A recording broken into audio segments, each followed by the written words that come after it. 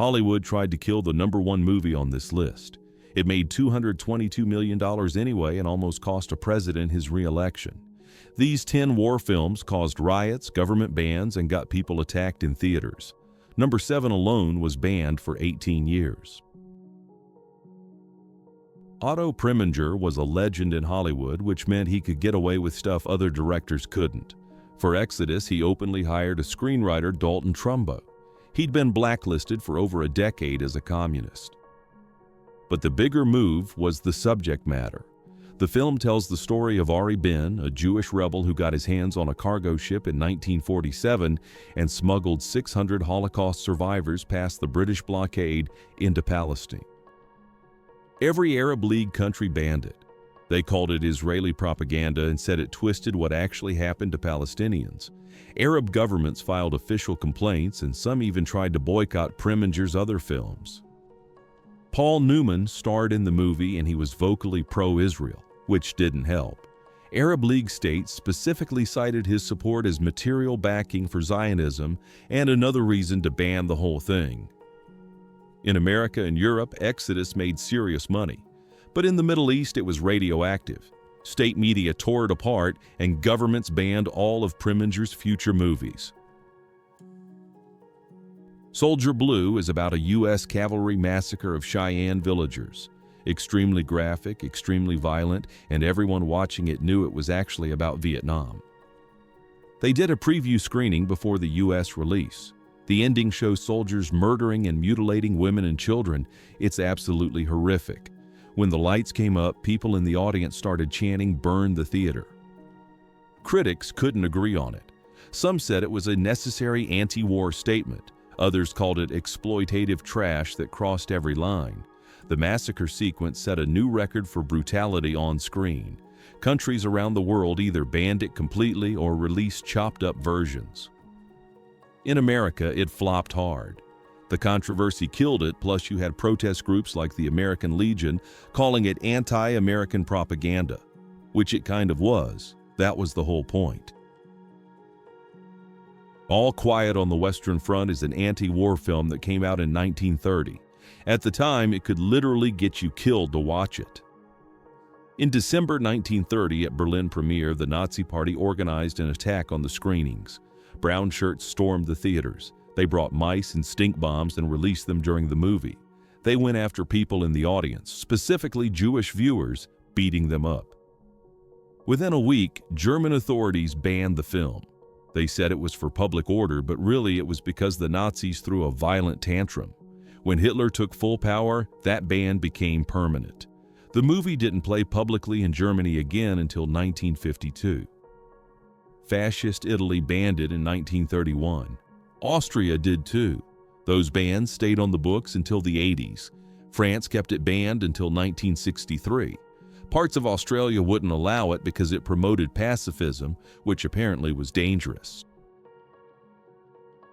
Stanley Kubrick made a movie about French soldiers getting executed for cowardice in World War I. The French government banned it for 18 years. From 1957 to 1975, you could not watch Paths of Glory in France. The government said it insulted the honor of the French army. Anti-military propaganda, that's what they called it. France didn't just ban it at home, they banned it in all their colonies too. Belgium caved to pressure, and theaters there had to run a disclaimer before the film saying this was just one isolated incident and didn't represent the actual French military. Other countries banned it just to keep France happy. Even the U.S. Army got involved. They wouldn't let it play at American military bases overseas because they thought it was too critical of authority. For almost 20 years, most of Europe couldn't see this film. John Wayne made the most pro-war Vietnam movie possible right in the middle of the actual Vietnam War, which went about as well as you'd expect. The movie came out in 1968 and anti-war protesters lost their minds. 200 people picketed the London premiere in August. In Sydney, protesters rallied against it. In Rome and across Europe, student groups marched and burned Uncle Sam effigies because of this film. Roger Ebert gave it 0 stars. Critics called it dangerous propaganda that simplified a complex war. Wayne didn't care. He actually said later that the critical overkill only helped ticket sales because it made Americans rally to his side, and he was right. The controversy made him a ton of money. The Deer Hunter won Best Picture at the Oscars. It also started an international incident. The film has these intense scenes where American prisoners are forced by the Viet Cong to play Russian roulette. Problem is, they never happened. Vietnam veterans and war correspondents immediately said it was completely made up. Peter Arnett, an acclaimed war correspondent, pointed out there wasn't a single recorded case of Russian roulette happening in the Vietnam War. He called the pivotal scene a bloody lie.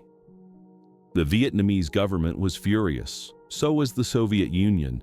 In 1979, the film was selected for the West Berlin Film Festival, and the Soviets organized a boycott.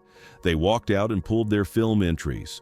The festival had to pull The Deer Hunter from competition entirely. Soviet press labeled it anti-Vietnam propaganda, and it got banned across the entire Eastern Bloc. The movie still won its Oscars and made money, but Vietnam banned it and wouldn't show it for decades. This one's about Omar Mukhtar, a Libyan resistance leader who fought Italian colonial occupation in the 1930s.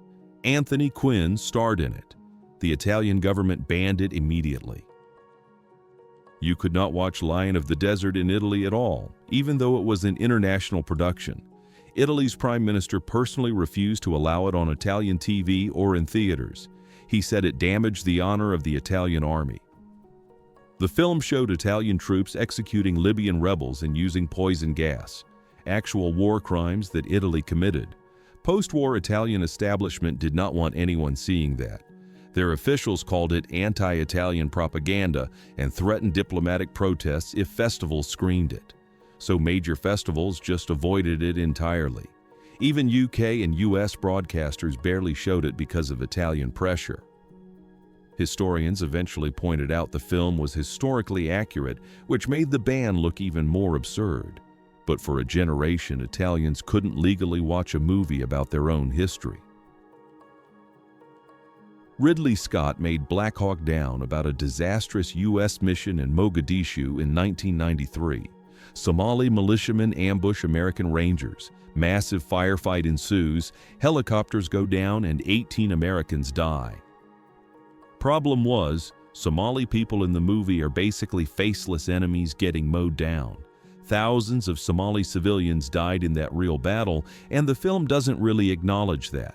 Somali communities in America lost their minds over it. Minneapolis has a huge Somali refugee population. Community leaders there tried to get theaters to cancel the premiere. They were worried the movie would make anti-Somali hatred worse. Groups organized boycotts and told Somali Americans to stay away from theaters. Black Hawk Down won Oscars, but Somali groups wrote open letters and met with the studio to air their grievances. The pressure was serious enough that Hollywood got way more careful about how they depicted African and Muslim characters after that.